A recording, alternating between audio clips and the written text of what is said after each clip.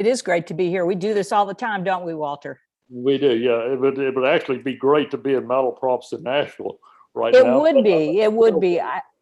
I love that store, and it's such an institution, and I've been going since the very beginning. And so it's a thrill for me to have this opportunity to talk to you, and with the blessing of Malaprops.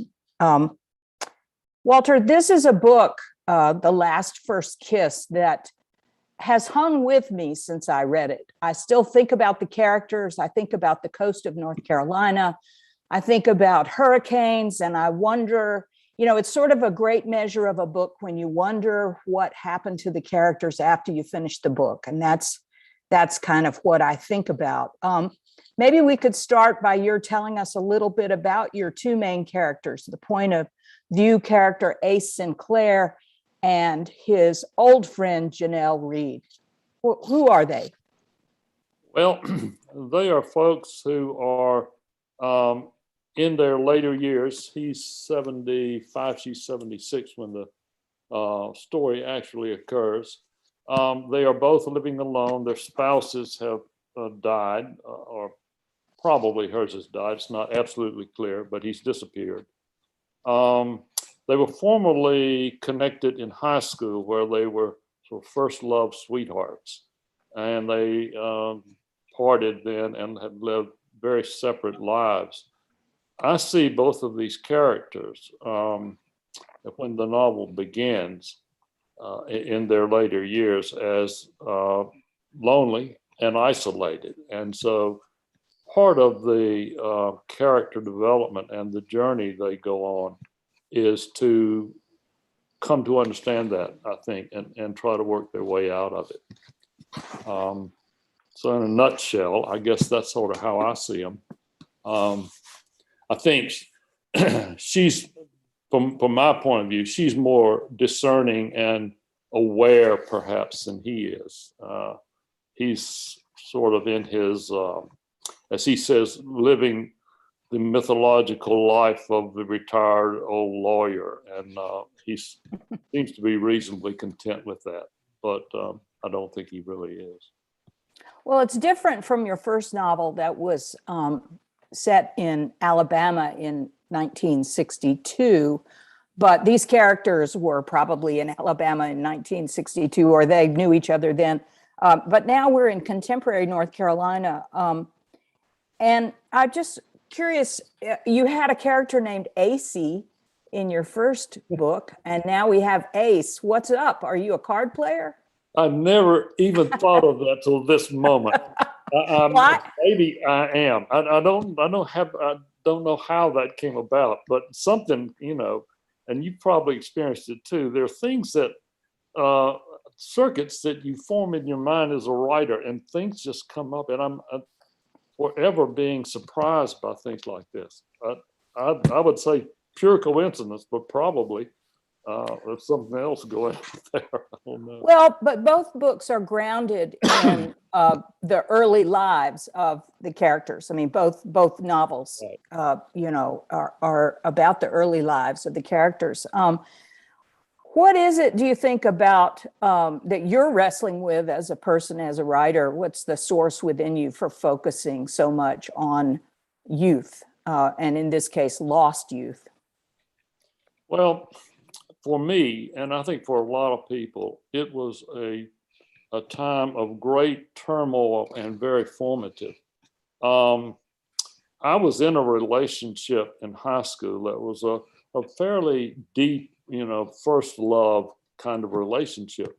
And it was important because until that moment, I was really at sea. I was in what I guess a shrink would call an adolescent trance of the worst type. And I simply wasn't doing anything that I can remember that was in a positive way. And this sort of snapped me out of it. And I think introduced me to bigger questions and bigger possibilities, and I began then to ask more deeply what I was doing and what I wanted to do, and I hadn't until then.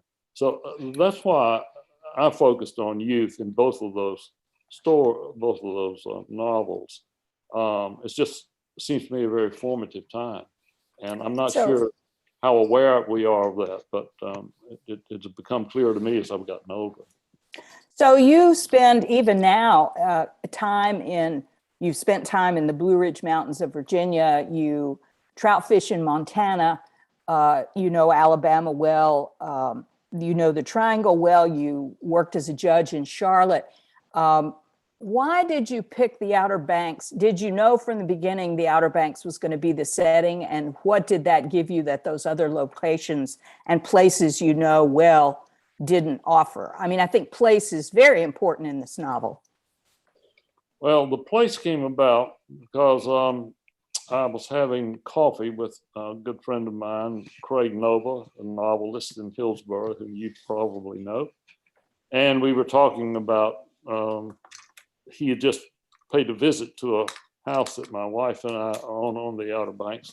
And he was talking about it and saying how much he liked it. And I said, well, you know, it's a nice place, but it's doomed. And he said, what do you mean? And I said, well, you know, it's out there on that barrier island, and the barrier island is shifting and exposed to all sorts of environmental changes. And sooner or later, that house will vanish into the sea. And he said, wow, that's a great idea for a novel. So that's where the setting came about. But I think that as I began to get into it, I began to understand that out there feeling on the Outer Banks. And I think it is really a unique, wonderful place. There is that feeling of being exposed. You have the sea on both sides of you, and the wind blows almost all the time. And sometimes, as we all know, it can get to be very hazardous wind. And it seemed to me that these folks were sort of in that situation themselves internally, that as they were out there and they were facing some pretty heavy seas coming their way.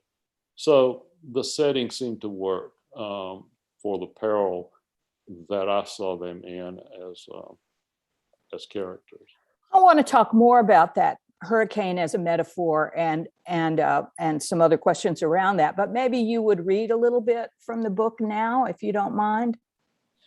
All right, this is a scene. I'm going to have to switch glasses here because I have to have a little bit more magnification to read. This is a scene where Janelle and Ace, the two characters, at midnight on a Saturday night, after they have had a coming together that is romantic, she decides that they should, on a lark, go swimming in the ocean. There's a hurricane out there. The sea is already heavy. He doesn't think this is a good idea, but he thinks it's sort of very characteristic of the way she was when they were younger. So he agrees to it. And they go out and they take all their clothes off. She wants to go in skinny dipping, and they go into the sea. So this picks up there. And I guess one other thing I should say is that he is facing some sort of medical problem that is a shake and a tremor in his hands and limbs. And he calls it the Perlman shake, and named after his doctor, and that appears in here. Okay, so this is when they are going into the water. He wades in first, leading her. The water is cold and full of broken seaweed and bits of shells that sting his legs and feet. Rushing waves smack his shins, splash up to his crotch, pitch into his stomach. He feels her falter and tighten her grip. He turns and yells over the wind, "You want to go back?" "No, I want it all over me," she says. He thinks of rip currents and undertow, usually more of a problem up the beach where the shore is less protected. But this is not a usual time. The water rises to his chest and pulls even harder against him in its outward rush than it does when it rushes in. He lurches about, loses her hand, and has to turn and do a small dive to recover it.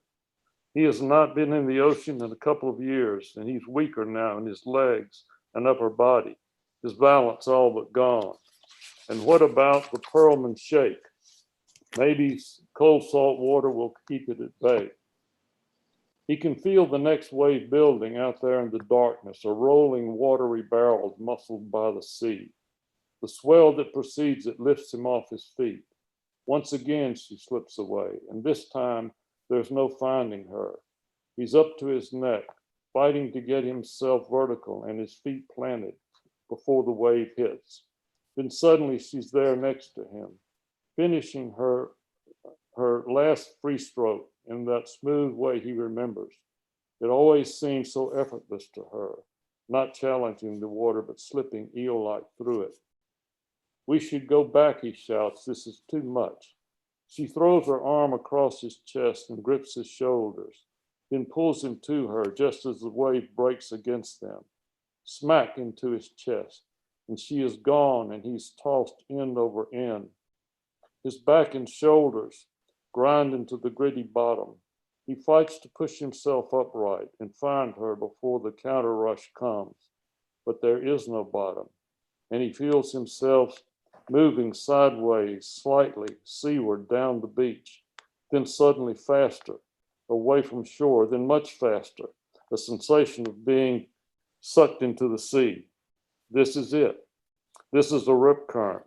And damn it all, he knew the danger and ignored it, so that whatever started between them back there in that confection of candlelight and music could continue. And to where, for God's sake? He should have stopped it, an old man trying to prove what? And where in the name of God is she? The current hauls him away into the seething sea, choking him with mouthfuls of salty water faster than he can spit them out. Everything they did earlier is fading. Everything in his life is fading. Kids, grandkids, and friends drifting away into their lives, and he is not there. Wow.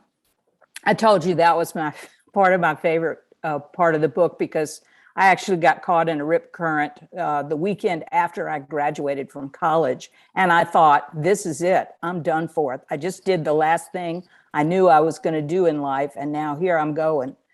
And you captured that so powerfully. And it's a really important moment in the book. And I'm really appreciative that you read it, because it's reflective of the descriptive powers that you have as a writer.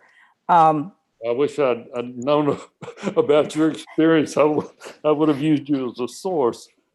Well, you got it. You got it. I believe that you'd been caught in a rip current yourself. But I'm curious if, of course, there's a hurricane coming, and that's kind of the whole novel is building toward the hurricane. And the hurricane, I say, operates as a metaphor for old age and infirmity. And this is such a beautiful metaphorical description of the kind of the bottom falls out and you're adrift and life changes as we age. And I'm curious if you were writing this before COVID, totally before COVID, because I kind of think COVID has forced everyone of any age to face our vulnerability as humans. Did you write this before COVID? Yes, I did. I'd written most of it before COVID. I think it was all in the revision stage then. But it's the whole idea of life being upended and turned over and over and tumbling and so forth. Certainly, COVID exacerbated that feeling for most of us. But so does old age. So. Yeah, well, I think we're, in terms of COVID, we're still processing what's changed and what the future is going to be like. Right, for sure, yeah. So I think this book resonates in this moment in a particular way. Can you talk a little bit about what happens after the hurricane passes? I don't think it's giving away the story to say they survive, but talk a little bit about how you described the storm beautifully. They're hunkered down, and what happens then? Well, they passed through the hurricane by staying in an old bomb shelter. And you have to be in our age group, my age group, I guess, to remember those. People built them. And so they spend the night in there as a hurricane rages about them. They emerge in the morning to find destruction all around them. And so they began to search for other people, and they finally find them. And the idea there is that these two people who have spent the story in isolation, spent their lives, latter part of their lives in isolation, and spent the story up to that point in isolation with each other, are sort of pushed out into the world to find out what's there after this event. So I don't know how much farther you want me to go with that, but that's the gist of what happens after the storm, at least from my point of view, after the storm. Well, they meet people who are kind of taking care of business, as they do on the Outer Banks, rebuilding, recovery, feeding people, all that happens. That particular strip of land that you're writing about, they've had to move sand every year several times just about to recover the road and make it passable for the residents and the visitors. And so people sort of fall to work automatically and begin the recovery process. And I think it's important in this book that the point of view character is Ace. And so we live in his mind, and we sort of know Janelle by his perceptions of her and her behavior. And she's a little mysterious. But can you talk a little bit about what they see and how it affects them without giving away the whole book? Okay, well, they start walking down the road, and they have to go over numerous obstacles, and they see all sorts of destroyed buildings, down trees, boats washed up, trailers overturned, and so forth. And they finally come to some people who are working through some of the rubble, and a couple of law enforcement officers and some helicopters, National Guard Marine helicopters flying in. And they run into a woman they met the 2 days before, I guess, in a restaurant. She's part owner of the restaurant, and she served their table. And her name is Faye Marie. And she is in addition to being a businesswoman, she is sort of the island's caretaker.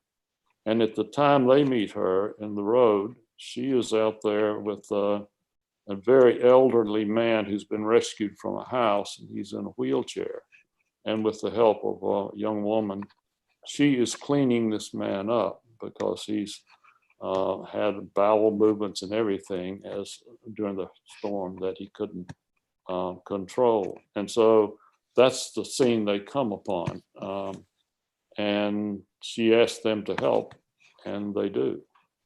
And I would like to think that's when it's one of those moments that's transformative, at least to some degree, for them, and changes the story. Yes. I would hope against the change. Yeah, that's beautifully rendered, and part of what lingers in the mind with this book after you finished it. So, and tell me a little bit about the reception you've gotten from folks who've read it, and what you covered about who your audience is, Walter. I'm sorry, I didn't hear that. Who your audience is. Oh, okay. For this book. Well, yeah, that was a question that I had from the time I first started to write it. The people who have, and most of them were people I know, other than reviewers, have liked it, but there, of course, most of them are in my age group. And so I would certainly hope that it appeals to people who are facing some of the reality that these folks are facing. I would hope that it would appeal to some other people as well. I mean, after all, it's a love story. There's no, I didn't start out to make it just a love story, but I hope at its center it is a love story. And I think that would have some universal appeal. I would hope it would have universal appeal. There's sex, but it's, I've warned you in advance, it's old age sex, but there, you know, I hope there's enough life in these folks that it would interest people other than just folks in my age group. So we've known each other, what, 30 years through writing workshops and various projects. And people always want to know about a writer's writing habits and the publishing business. And of course, you and I are both good friends with Nora Estheimer from Lystra Books, who is your publisher, and does a fantastic job and has brought a lot of writers to the public in her career as a publisher. But talk a little bit first about, you are a very prolific writer. I mean, you have published 2 books, but you have written other novels, and I think you've probably got one underway now, right? Yes, underway for years and years and years that I've set aside to write this one. But Georgann, you are the prolific writer, and I pale in comparison. Yeah, you know, it is really nice to think back on those years. You were one of my early teachers. In fact, you were, I guess I took at least 2 of your classes at Duke. And I think your help is what really got me going in the right direction. I just think writers, there are some who are so talented that they can self-start, but it is a, and I didn't understand this at first, writing is a craft, and it's learning a craft. And there's so much to learn, and it's not always possible to do with your own instincts and intuition. Well, and it's not like you have taken on easy topics, and you are a very ambitious writer, and you are a historian, and you are a legal professional. You have a lot to bring to the page. And in some ways that may be, you are so qualified, you know too much almost, and you've written academic books, legal books. So it's a challenge when you come from a writing context of the legal world to then figure out how to do fiction. I think it's such a different thing, right? It absolutely is, with this exception. There are skills that you learn as a lawyer in terms of how to think logically and rigorously that serve you well in the legal, in writing. And that is particularly when it comes to looking at your own work, editing it, and being ruthless about it when you need to get the story. It's also true that both law, and I'm talking mainly now about courtroom law and lawyers who practice courtroom law, and fiction are both involved stories. And I didn't realize that, or consciously realize it. Most of the time I was practicing law, but it is a very rich profession for stories. And it's no accident that a lot of our writers, and some of our most popular writers, are lawyers or started out as lawyers. Well, you had no end of stories from when you were a public defender, right? And then, of course, as a judge, you have to listen carefully to stories to figure out how you're going to render judgment, right? That's right. And when I finally began to understand that, I think I was much better able to see the humanity in what was going on around me. it's very easy to make things cut and dried as a lawyer and only as a legal problem. And I think that's where a lot of lawyers get into trouble. And by trouble, I mean not serving their clients as well as they should. So yeah, it's the occupations have so much in common, but they are so different in the way you approach them, because law is sort of a narrowing process where you weed out things to get to what you're after. And of course, writing fiction is in the other direction. So say a little more about that, your process. You try to get it all out and then weed, or how many drafts of this book have you done, and how do you decide when it's done? I wish I could say that I'm one of those writers that knows where he's going when he starts to write. I don't. I have ideas, and I have sort of images, and I have scenes or something, and something spurs me to do it. Like in this particular book, there was the idea of the doomed house, and I wanted to write about two people who were sweethearts in high school and get together later. Those two things sort of I thought were very mind-grabbing, interesting things to do. Where that went from there, I had no idea when I started, and I just started with Ace, the main protagonist, or I guess they're both central protagonists. I see them as central protagonists, but he's the one from whose point of view we are proceeding. Just started with him going up to his deck at the beach to look out at the nighttime sea and the cars coming across the inlet bridge. And it sort of proceeded from there. His mind started going back to these memories. I think it may be that the memories, and of course I relied on memories that I had as memories of my own experience as a kid, are what began to drive the story. And those were not preconceived before I started. I didn't think I'm going to go back and rely on these specific memories and do something with them. I just sort of let them provide the emotional base, and they seem to drive the story. And I think that the most fascinating thing about this process, at least in writing this book, was trying to understand what we do with memory. I think it's fascinating.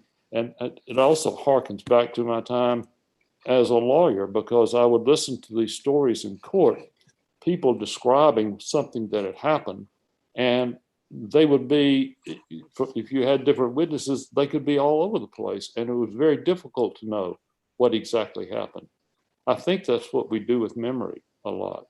We have these moments that stick with us or snag in our mind for some reason, and we go back over them from time to time, and sometimes a lot.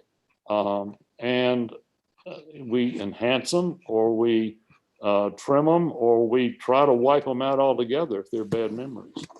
And when I started realizing that that's the question that I was dealing with in the novel, then I think that's when it really got going. Well, for an aspiring writer, I think this novel is a good example of your limiting your canvas in a way that maybe made the book easier to write. I mean, every narrator is unreliable, right? Every memory that we have, like you said, get three people in a room and they'll all remember different things or remember it completely differently, as an experience from the past. So you have these two characters and they're isolated, and that makes the novel very focused. So that's a good thing for a writer to have. And then you had this wonderful, Craig did give you a great gift of the idea of the house that was going to disappear. And so you had that out there as the place you were headed. You knew the hurricane was coming. you had sort of an automatic narrative arc. And of course, we've lived through hurricanes in North Carolina for years, and we all have experiences of that. So that's a rich well to dip into. It's a beautifully constructed novel because of the limits you put on it. I mean, and the physical limit of that narrow strip of sand that might wash away completely. You did a wonderful job. And I think it's a worthy novel to study as a writer about how you pull that off. Georgann, that was a beautiful lesson that you just gave there. And I mean, it took me right back to that room at Duke University when I took that class from you. Yeah, and in my case, keeping a fairly confined time period, fairly confined geographic setting is good, because I'm working on a novel now that is just all over the place, and it's really hard to grapple with it. I think we'd call that a sprawling novel. Well, having read a little bit of it. I think I have read a part of it. Sprawling maybe, but it's out of control also. Well, yeah, it's wonderfully ambitious. Thank you. So do you want to talk about the publishing business and what it's like to launch a book in a time when people can't get together? I'm in the same boat, you know. Yeah, it's interesting, and I'm so grateful for this, format that we got tonight and how that works. God knows what we'd be doing without that. But I do miss the person-to-person contact with people. I think that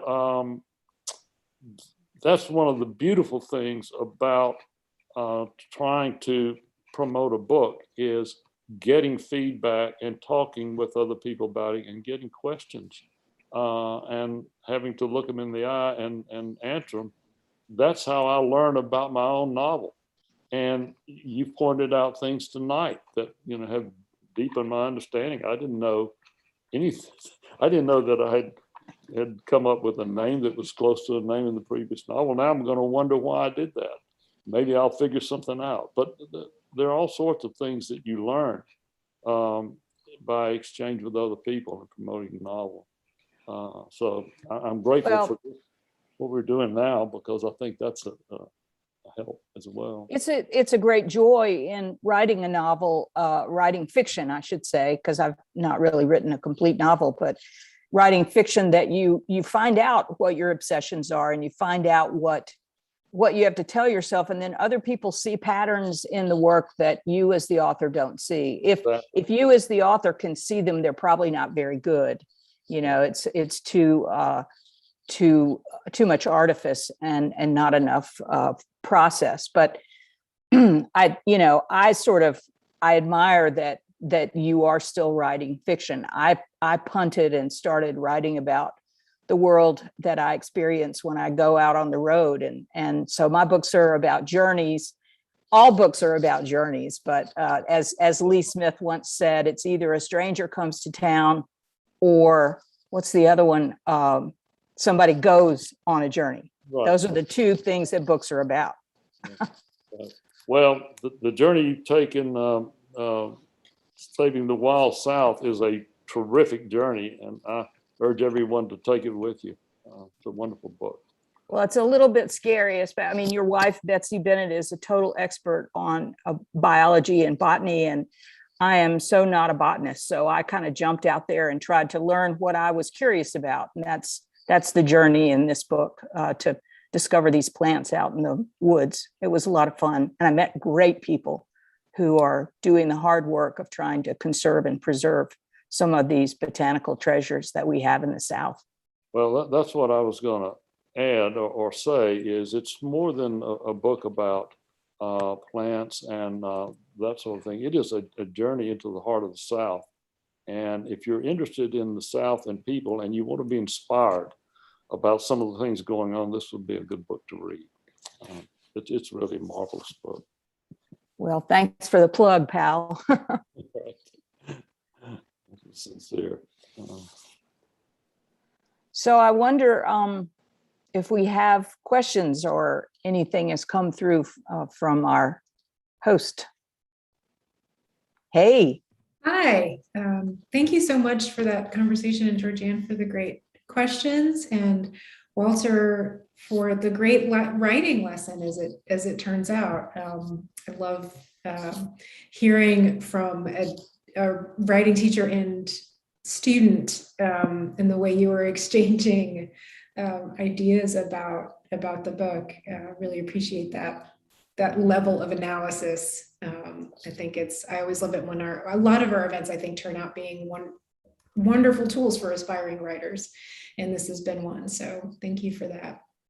And actually, Walter just started into a question that I had. And I know based on what you just said, Walter, that you won't mind. I actually wanted to ask you, Georgann, to talk a little bit more about your new book and the journey that you took and how you came to write this particular book. I know that you've written other books about, where you've investigated the natural world, foodways in the region. And so I wonder if you wouldn't mind actually telling us a little bit more about Saving the Wild South and how that came to be.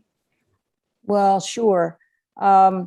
So, just like Walter, I'm sort of learning what my process and obsessions are. And I think I am very moved by how place creates identity for people and how much place does affect who we are as people because of where we are. And that's, Literary Trails was about pursuing excerpts of North Carolina writers writing about place. So it was taking a journey through North Carolina, reading excerpts from North Carolina writers who were describing particular parts of the state.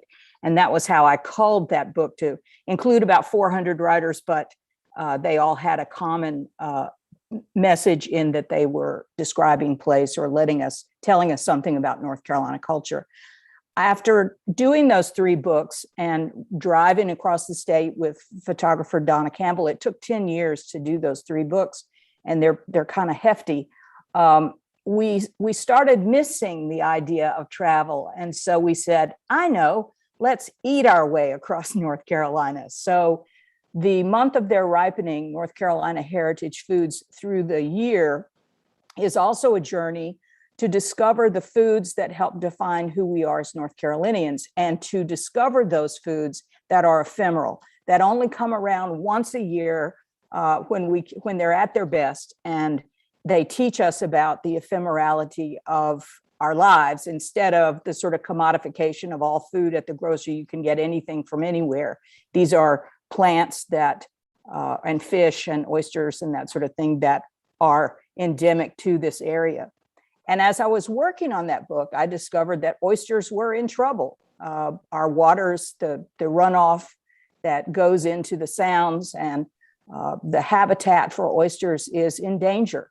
And I learned that ramps, which are a delicious garlicky green that grow in the mountains of North Carolina, have been grown by the Cherokee people for 3,000 years, harvested every spring as a tonic, were in trouble because chefs had discovered ramps and people began harvesting ramps wholesale, pulling them up by the roots, and then ramps were getting scarce. And I thought, wow. And then I started thinking about my own upbringing and how much I learned from my grandparents about plants. My aunt turned to me at my grandmother's funeral and said, Mama could name every flower on her casket in its common name and its Latin name. And that was how I grew up. So I started researching plants that are in trouble across 6 states of the South. And that's what the book's about. It's another dozen plants that I'm looking at and telling their history in some cases. Some of these plants were just discovered recently. We don't even know the wealth of the plants that are in the South. Botanists have not by any means discovered everything that's out there, and yet we are losing plants to development and pollution and now climate change and rising seas. And so it's a kind of a cautionary tale, but it's also an optimistic tale of people who are doing the work. Thank you, Georgann. That's it's I'm glad that there are people out there, botanists or not, who are, you both talked previously about story, right?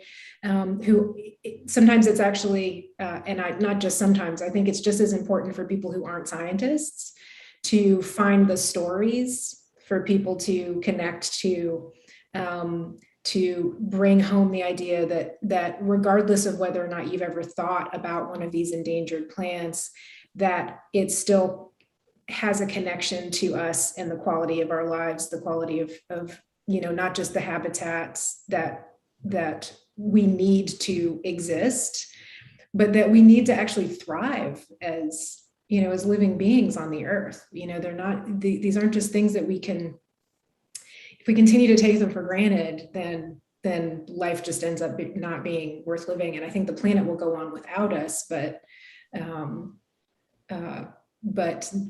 why would we want to be responsible for so much destruction in the meantime? Right. Yeah. Yeah. So I really appreciate that and that perspective. And it's so interesting to me that even though, both of you are here, friends, writers, your books are quite different, right? Walter, you're writing a novel that uses this hurricane as a metaphor. And these two very specific characters, and as you've mentioned, in a narrow space and time, Georgann, you've gone on a journey with the natural world, and yet both of them are very much rooted in place. And Walter, you started out by talking about, of course, the impetus for this book was the destruction of this house, and that all came about as part of a conversation that was talking about why houses in coastal regions are going to go away, having so much to do with climate change, and with our imbalanced relationship with nature in general. So I think it's fascinating that even though you wouldn't necessarily connect those two things, that there is a connection there, that connection to place and to, how we connect to the world. So another plug to just buy both of these books, even though you don't think that they might belong together on your bookshelf.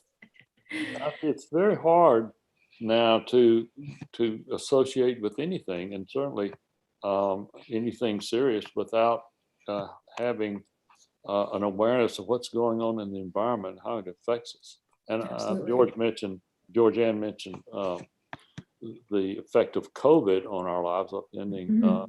I think, at least for a lot of people, and it certainly is true for me, that what is going on in the environment is right there next to me all the time now. Right. And it would be hard for me to write a book set in the modern world without having something to say about the environment. And Georgann's book goes right to the heart of it, I think, in terms of focusing on plants that we're about to lose. And doing it in such a way that what Georgann and Donna are very good at doing is finding joy in all sorts of things. And this book does that. Her book does that. In even as they are looking at plants that are in serious danger. So finding something positive to say about the environment, other than the hurricanes destroying the Outer Banks, or part of it, is what Georgann's book does, I think. Well, Walter, you and I both spent time out west this summer. Mine was unplanned, and yours was a usual trout fishing expedition, among other things, in Montana. I was in Colorado, and both of us experienced the extreme smoke from the fires in California and elsewhere. And it was apocalyptic. It was just not the Colorado I knew from years ago with the blue skies and the beautiful greens. Everything was muted and the air was not friendly. And it was really shocking. And you experienced extreme heat, right? We experienced the heat and smoke, and yeah, it was apocalyptic. And to the degree that for the first time, and I've seen, smoky summers in Montana before, usually in August, But this time it seemed different, and there was so much smoke, and the heat was so bad in July that it was a little unnerving to me. I thought, well, this is really it now.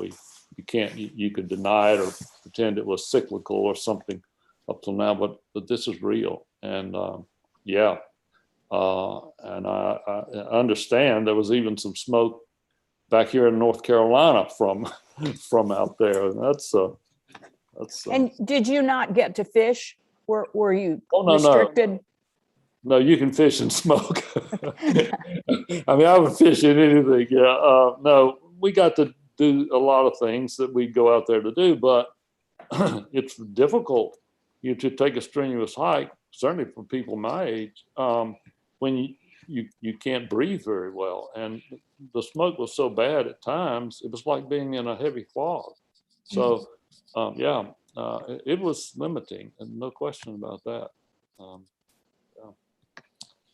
Well, I have another actually couple of questions asked from the audience, but that actually makes me think of another question about what might be next for you, Walter, because both of your novels to date have been tied to place, but in the South. And you mentioned, these recurring experiences in Montana, and I wonder if you've thought about writing something set there. Actually, I started a Western, a modern day Western set in Montana with a young woman sheriff and an old lawyer. And I got about 4 or 5 chapters into it. I may go back to that, but I'm locked into this other novel that Georgann read some of, or all of, I guess. The sprawling one. A sprawling one. And it is sprawled over about 30 drafts so far. So. I don't know how that would come out. Well, we'll look forward to that one. And then meanwhile, we have a question about The Last First Kiss from Hannah, who asks, was there a scene in The Last First Kiss that was particularly difficult or emotional for you to write? Yeah, I guess so. I think that certainly there's and I don't want to give too much away here, but there's a scene where, an intimate scene where Ace's physical limitations come up that seem pretty heavy and somewhat frightening to me. The scene where Janelle describes problems she's had with her daughter and what she regrets about that, I think was kind of difficult to write. There are emotional scenes in the book, and these folks have not had, all clover and honey lives. They've been tough times for them. So I guess I would add that while these are both people of pretty much privilege, they can't escape the human condition and the challenges of family and loss and that sort of thing. So yeah. Of course, yeah. I remember, this will seem sort of random, but I always think of something that I heard Trevor Noah say one time. Someone had asked him about, whether he ever got annoyed with people who complained about things that really didn't rise to the level of being a mixed race child in South Africa who was, against the law and, all the stuff in his childhood after his autobiography came out. And he said, well, no, because what's hard for you is hard for you. I think I'm paraphrasing there, so forgive me, but aside from being connected to his personal story or anything else that he said, that's always stuck with me. Because we must recognize that there are varying levels of privilege that people inhabit and resources that they have, but it doesn't change the fact that we're touched by the human condition, and that's what's hard. What's hard for us is hard for us, and I think that's one of the wonderful things about fiction. Is it allows us to connect to people at all points on those the spectrum of privilege and lack thereof, and sadness and loss and worth and anxiety and all that stuff, and kind of be able to connect to people at very different places. So, but without getting into the bigger issue, that is right at the center, I think, of the question about who can write about what now. mm-hmm. And I guess one feeling is, and I tend to feel this way, is that a writer who is really doing his or her job can get to an emotion or access an emotion, not even consciously, that is universal, and doesn't mean necessarily that a white male writer like myself can understand what someone has gone through who's had to face hardships because of race. But I can understand emotions that might have brought. And I think that it's the duty of a writer, really, to do that honestly. That is, to try to address whether or not what you're feeling is really true to what you're trying to write. So it's an interesting, fascinating question, and it's certainly right now at the forefront of a lot of writing and publishing, I would say.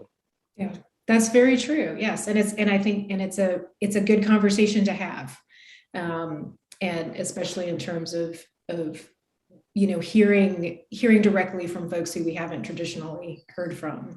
And you make an excellent point, which I think speaks to the idea that you can get at these emotions, and that there's, without trying to inhabit an experience that you can't connect to, for instance, and that, your goal, when you're as a writer, to be sort of honest, in what you're doing, authentic in what you're doing, and then so there are ways to tell these stories and connect. And there's, of course, plenty of room for, to lift up all of the voices that have stories to tell, which is, the thing that hasn't happened traditionally. So, thank you for speaking to that. So I just realized that it's almost 7:00, and we have one other question from the audience, which is, and this is a good one. For Walter, we'll end on this. Do you remember the first lines you wrote that got you started? That's an interesting question. And Georgann, this is another great question to end on. I'll pose that after Walter answers, but it's about your book. So Walter, do you remember the lines that kicked you off? Yeah, and this is unusual because I usually, scrap the first lines in the first paragraph, the first chapter over and over. It's basically the first line of the book that's there now. Ace takes his highball, a glass of scotch or a single malt or whatever it is, up to his upper deck. And it began I'm sure I've revised that sentence some, but that was it. That was sitting down and saying to myself, I'm not going to try to spin out something or try to be poetic. I'm just going to start writing this story. And that's what happened. Excellent.